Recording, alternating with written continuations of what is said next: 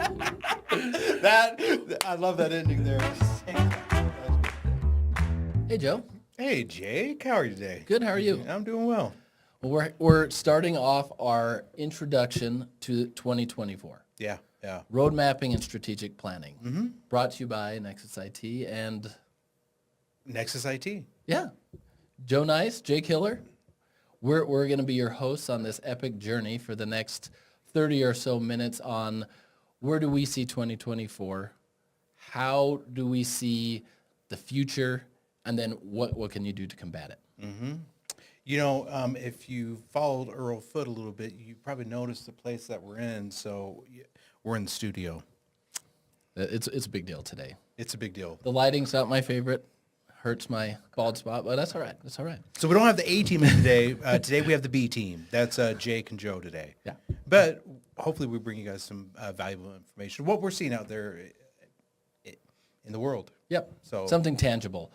So the 2024 landscape, so things we'll talk about a little bit today is technology advancements, disruptive technology like AI, which if you don't know what AI is, I think you're living under a rock. I mean, it's like rewind 10 or 15 years. It's like the cloud when it came out. So that'll be fun to talk about.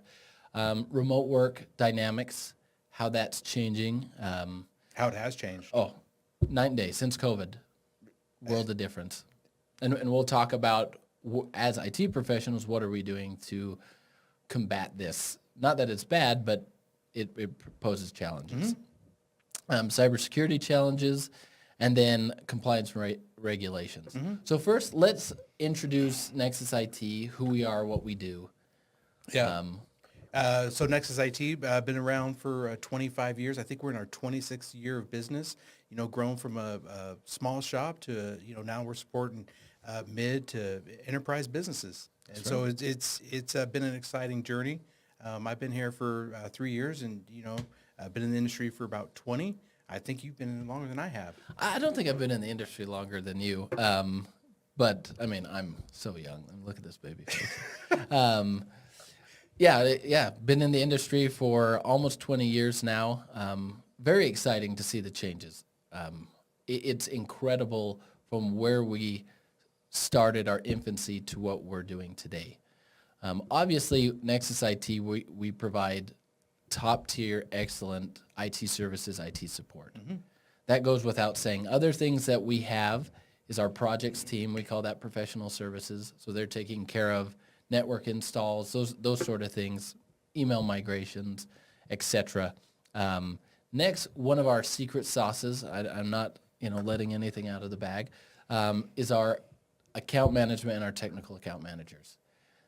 These teams, think of it as your in-house IT person. Like you're the guy that you use every day to answer all the questions you need. They do road mapping for you.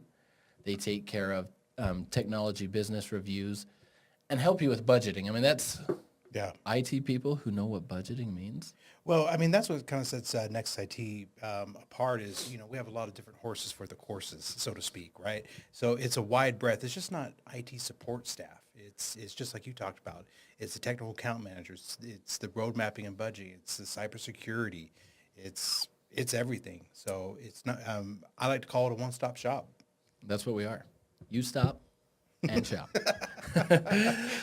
So talking about a little bit with cybersecurity, this is a huge term. It can be hard for people to understand. Think of it like doctors. We all know what a doctor is, but if you need brain surgery, you're not going to go to a doctor. You're looking for a specialist. Exactly. Yeah. And so cybersecurity, there's many different specialties. Some of the things that we can take care of for our customers and we do every day is the endpoint management, server management, MDR services, that's manage, detect, and respond.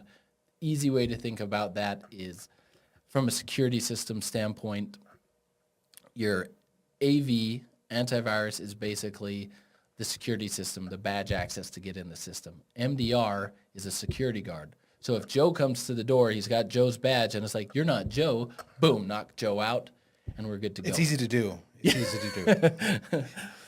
And then a big piece of cybersecurity that people don't think about is disaster recovery and business continuity. That's another one of our specialties that we do that we have on staff is disaster recovery is kind of the holy grail of our industry.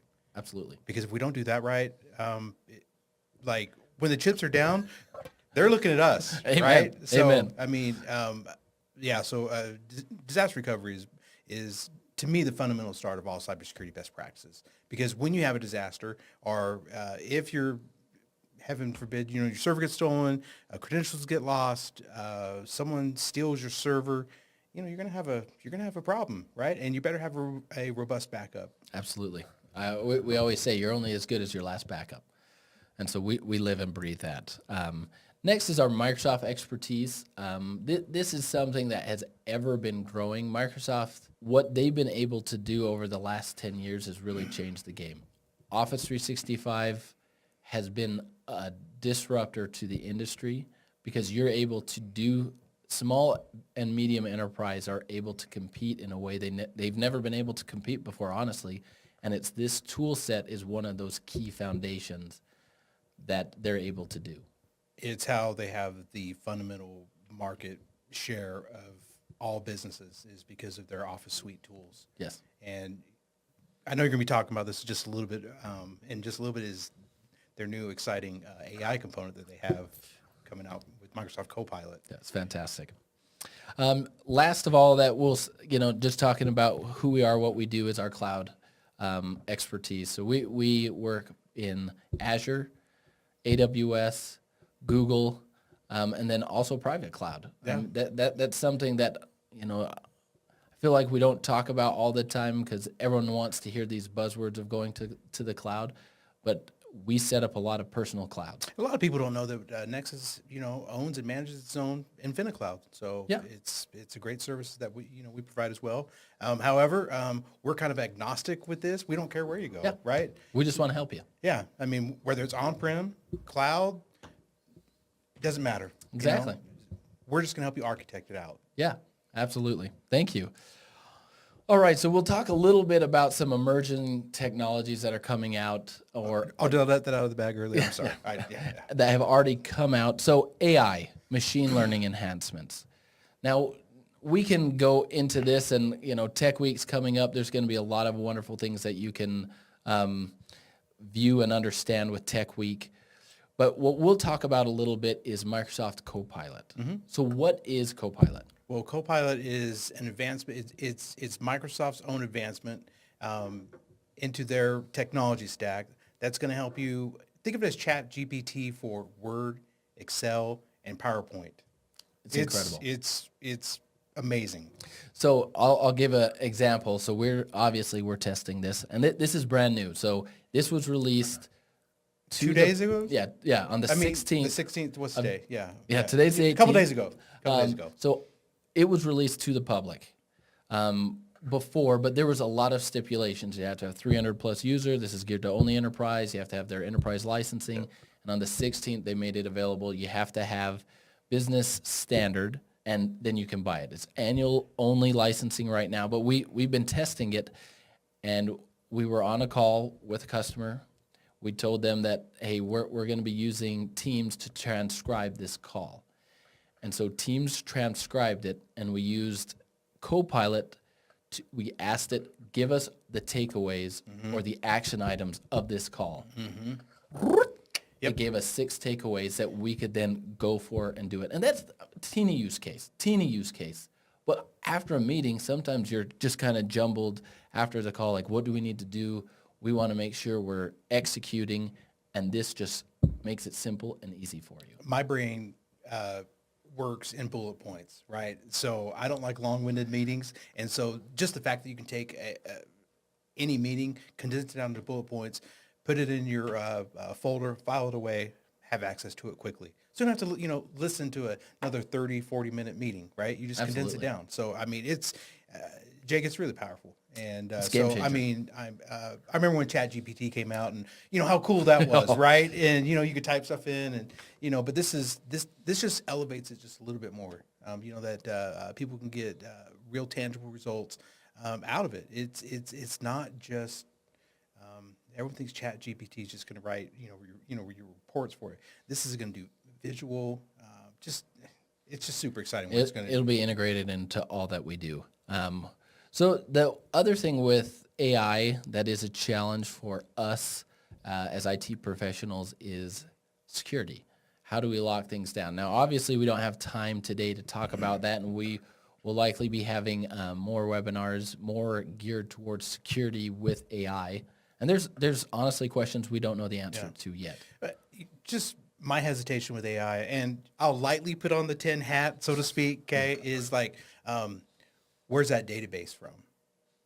Where's that being accessed? Who has access to it? What inputs are you putting into that? And where's that going? Right. And so that's all I'll say about that. Yep. But so just make sure you use a quality AI based engine.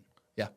And be mindful what you're putting in. I mean, be leery. I remember this was years ago, but when people were starting to test out social engineering, they set up at a mall and said, hey, would you like a coffee mug, a gift card, and maybe something else? We just need some basic information. And they asked for name, address, social security, and people were just like, sure, Yeah. I need a mug. Yeah. I love this. And I'm signing up. yeah, exactly. Signed up for like 10 of them. And then you realized, oh, I lost my identity. yeah. And so that's where AI, we need to be careful. If we're plugging in information, we don't know who has access to that data. We can be giving away secrets, or on accident, people could be putting in tradecraft. So Yeah. that's just one of those things to be aware of. Next, this is small, but what are your thoughts on the rise of 5G? You know, the good thing about 5G is it's a great backup for when your main line goes down. It allows you to keep on working. Absolutely. I feel like before, with when 4G and LTE were coming out, we had high hopes that it could be a sustainable internet backbone, like secondary backbone to your connection. It just always seemed to fail, and 5G has been much, much better. Where is it going to take us from here? There's a lot of different applications. Where I'm excited to see it is in rural areas that we can't get really good internet access. If we can have 5G access out there, that could be a game changer for people and businesses. All right, next we're going to talk a little bit about blockchain applications and how we're going beyond cryptocurrency. So this is kind of an interesting one. Where we're seeing it in the day-to-day is really how can we use blockchain as a verification tool. So we were talking to a company who is working on the ability to quickly and easy use the blockchain to send wiring instructions. So that way they upload the instructions to the blockchain. They have the hash value of that can't be duplicated. So when you're sending wiring instructions over to someone, they can double check and ensure that those instructions haven't been changed. I think it's in the quadrillions of transactions that happen every single year with wiring. And I think statistically it's 5.6 trillion gets stolen per year, which 5.6 trillion is insane amount of money. I don't even know how to put my brain around 5.6 trillion. But it just seems like a fantasy number to me. It for sure. What's crazy is compared to the amount of transactions that happen, it's a rounding error. It's like 0.00 blah, blah, blah. And so the big banks aren't even looking at how to answer this because it's such a small amount percentage-wise. But for individual companies, small, medium business, a $400,000 transaction lost could be game changer, could close the business.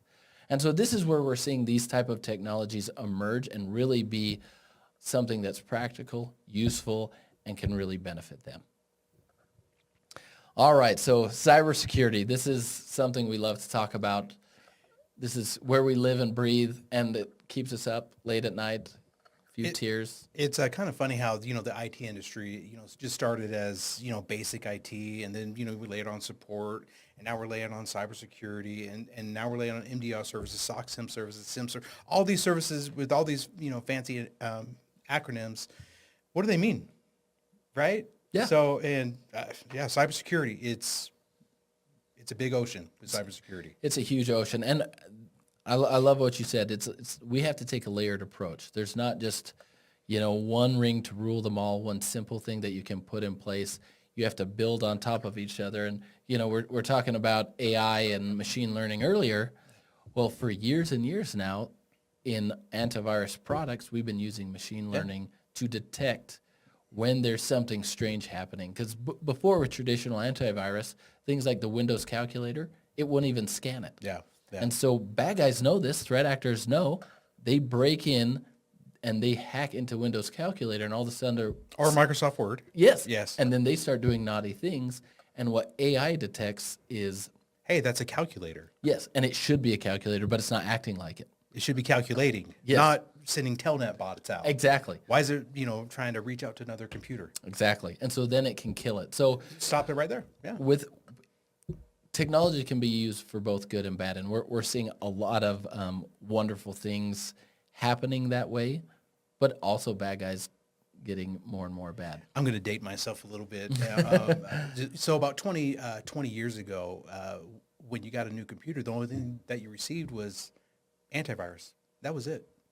And, now in 2024, going alone with just antivirus is not a good solution. No. It's not even an option anymore. Absolutely. I mean, antivirus is good, but it's not it's not a great fighter. You need a whole army to actually assist with cybersecurity. Absolutely. So it's definitely a layered approach. And the other thing is that has been a little before IT, cybersecurity, those sort of things were looked at as let's throw tooling at it and we should be good to go. We don't need a ton of expertise. We don't need any policy procedure. And now the opposite is becoming more and more true. You do need the tooling, but you need the expertise to understand what's happening and what do we do. And then the procedures for if we have an incident, what's our plan? Yeah, cybersecurity is not set it and forget it. No. It's you have to be proactive with it, and you have to manage it, and you have to dial those switches in. Yeah. I mean, we perform tabletop exercises with customers. Let's pretend that you had an earthquake, or let's pretend you had a cybersecurity event. Let's test the backups. Let's see how you're working, how are you up and going. And those are some of the things that it doesn't matter the size of the company. If your data is important, if that's critical to what you do day in and day out, we got to test. We got to do these exercises. The number one question that I get, with that is, how long is my business going to be down? So it's like, okay, well, my business is going to be down for a day or two. What's your threat level, with that, right? So how much money you're going to lose, being down 2 days? Yep. Okay, well, let's review those policies, give you a little bit more robust backup. So if a disaster happens, you're down for 2 hours, 3 hours, before you get back up and running. Exactly. And that's where road mapping and working with you to understand what is your true cost of downtime. And so that helps you know what to invest in. I mean, insurance no one likes to pay for. I like it. I love insurance. Yeah. When you've Liberty. used Love Liberty. Yeah. My kids know Another- know that jingle. Yeah, right. So if you use insurance, if you've used it, you're happy you have it. Mm-hmm. But you're not happy to have it till you need it. And that's sadly where we see a lot of times our customers That's exactly want it. to invest. It's, oh, shoot, we had this downtime. We got to fix that. And so we're always trying to help forecast and help our customers understand what is your cost of downtime. So let's throw in another backup internet connection, or let's get you a second server, or let's have your entire infrastructure hosted in the cloud as secondary or primary. So that way, if one site's down, it doesn't affect your entire company. I really wish we could name drop, but I'm going to save it out there. We've been doing this for a long time, and I would say at least once a month, we go into clients, and they're just down. And I've literally seen business owners cry. Oh, yeah. Because they know everything they worked for is gone. Yep. And unfortunately, if they would just be proactive, whether you use us or someone else, there's a lot of other good MSPs out there. We're the best.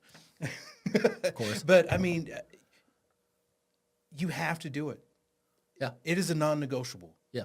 I mean, the people that we support don't make the news, Jake. Yeah.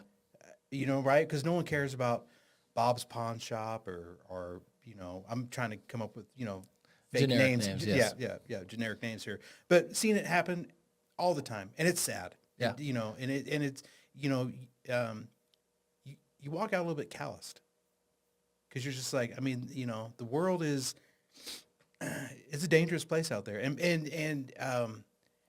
the number one thing I hear is I didn't think they'd go after me.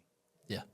And it's not, they're not going after the big whales. The money is in the small to medium-sized businesses. Yeah. Yeah. I mean, the bad guys are going after everyone. They want, this is a multi-billion-dollar industry for them, and they're going to try to make their money.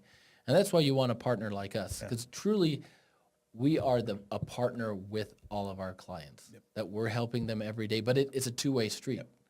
We help secure them, but then, like we talked about earlier, there's training of the team, and sometimes adding security tightens things up, could slow down some of your processes, and there's give and take there. And it's, like you said, it's really understanding that risk. Oh, and just the last thing that I want to say is, the bad actors out there are casting a wide net, and they're just, whatever fish they bring in, They're going to kill and eat. that's who they've trapped. Yep. So one of the things that we wanted to chat a little bit about is cybersecurity with remote workers. Because the remote work environment, pre-COVID, we had to worry about securing the corporate network. And that was really it. Maybe there's a few key individuals who would work from home or work somewhere else, but that was really it. It was in the office. That's what we had to secure. Once again, this is another elevation of how IT support has evolved within Nexus. I mean, 5 years ago, remote work, yeah, it happened, but pretty much your butt was planted at the office. Yeah.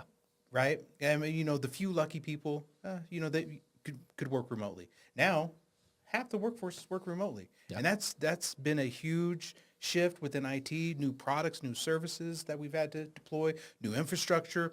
And this is kind of the benefit of the cloud environment, the hybrid environment, our VPN connections, just a lot of different options to, set up remote workers. And, quite honestly, we had to put do it on the fly. I mean, and luckily we had the expertise and the people behind the scenes that were doing the work. But it's just something that's involved in the IT. So I mean, with that has come cybersecurity challenges, right? You work from home, harden the home endpoint. Just because the corporate is secure, well, where are you getting that internet access from, right? Exactly. So yeah, it's been a new challenge. I mean, we've had stories of an Xbox that was compromised, and that was trying to break into the computer. isn't that crazy? And so that's what you have to protect. I love that you mentioned VPN. So we're talking about roadmap, future things. This has been out for a little bit now. SASE, S-A-S-E, stands for Secure Access Service Edge. So to put it in basic terms, It's the new hotness. it is the new hotness. It's the new hotness. It's not old and busted. Yes. So SASE is like having a personal entrance to the network. Yeah. When we talk about the edge, what it's allowing is basically a VPN access to all the portals you're doing.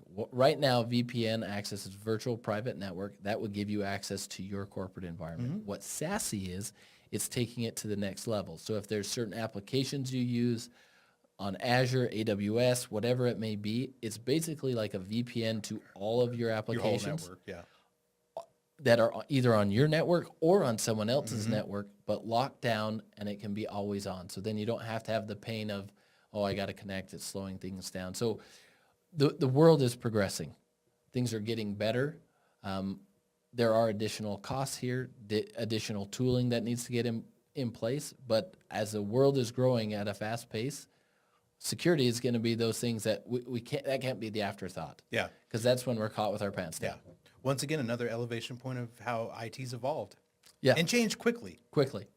I mean, 2 years ago, SASE, yeah, it was the new Hotness. hotness coming in, right? But now it's becoming more mainstream. Yep. So excited to see where that goes. So the last thing we'll talk about here on the cyber side, and I know we've mentioned it a lot, is the human firewall. So something that we at Nexus have been really pushing with our customers is we do a lot. We have automation where we are phishing customers, our own customers. I mean, they're safe. We're not stealing any information. We're a little bit ethical. Yes, very ethical. Yeah. Oh, And- very, very. Okay.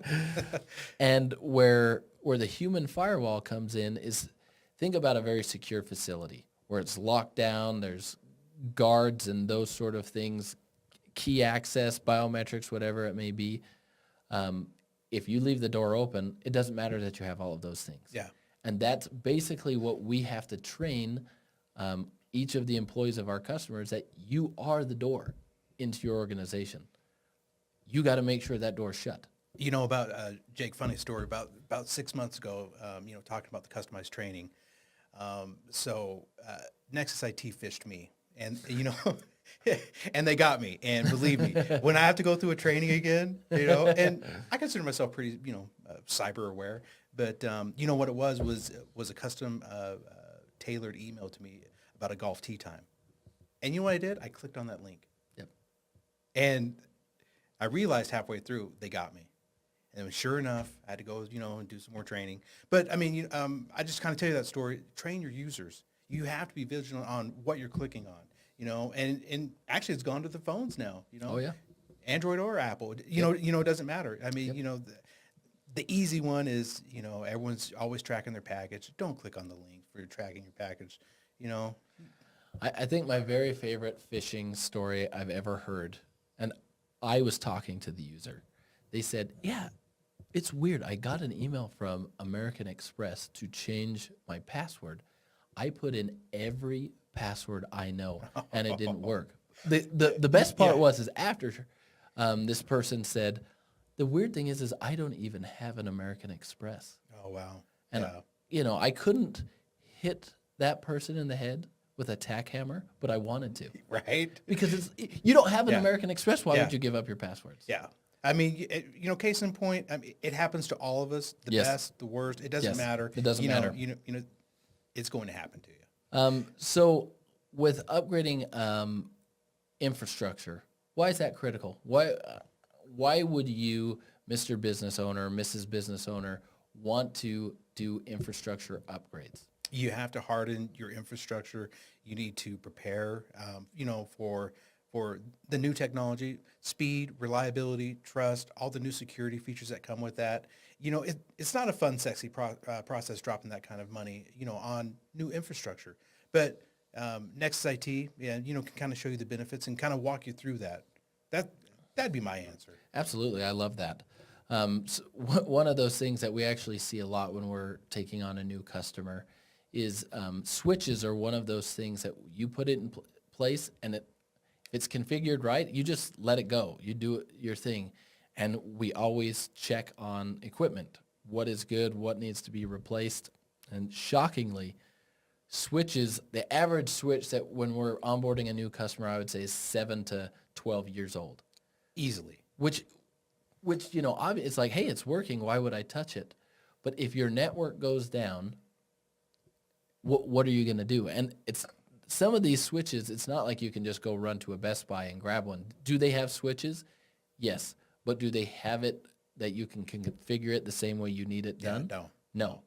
And so it's one of those things where when you're proactive and understand the importance of what you're doing, that's what can help reduce downtime. And that's one of the things we try to do with our customers, that, hey, maybe it's not on the budget today, but next year we got to replace it. You're living on borrowed time with this switch.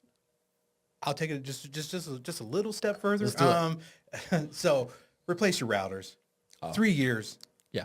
Minimum. I mean, yes, you said it, forget it, but get on a rotation plan with your router. I mean, I've gone into places where, they've been compromised once again, and, their router, I look at it, and it's like a Linksys WRT 54G, right? That big taking old me blue back. box, Yeah, oh, yeah. right? It's not that bad, but, I mean, replace your routers, 3 years minimum. What I think is interesting that I don't think a lot of people know is everyone's excited about fast internet speeds. People like Google Fiber is a disruptor. Comcast has been a disruptor of giving people gig at home and gig in the workplace. But what's interesting is Before you roll back the clock 10, 15 years, no one had gig. No one. No. Unless you're a huge organization and you're spending $30,000 a month for that, and you have a firewall that costs you, as much as a house to handle that throughput.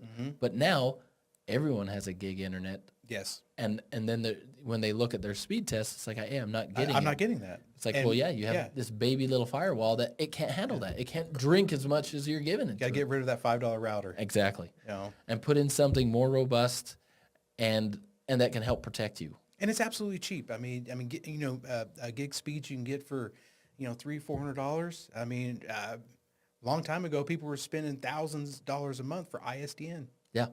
So, Yeah. So getting good internet speed is the first step, and then getting a firewall that can handle that. yeah. All right. So kind of rolling to the end of this discussion. So a little bit of a recap of some of the things we talked about. So obviously AI is big, It's getting bigger.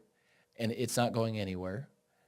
And you can look at it one of two ways. One, you can be scared and stay away from it. Or two, I can embrace it, and how do I use this to drive my business? Something that I heard on some sort of talk was, think about the people when Google search really started getting big who didn't really learn how to master the Google search, and they were far behind. Yes. And then, us kiddos who were mastering the search, it became an incredible tool for our everyday life. Yeah. AI can be the same. If we're learning how to use it to be a tool, it can enhance our jobs. It can give opportunity for new jobs. I think a great example of a business that made value out of nothing was Facebook.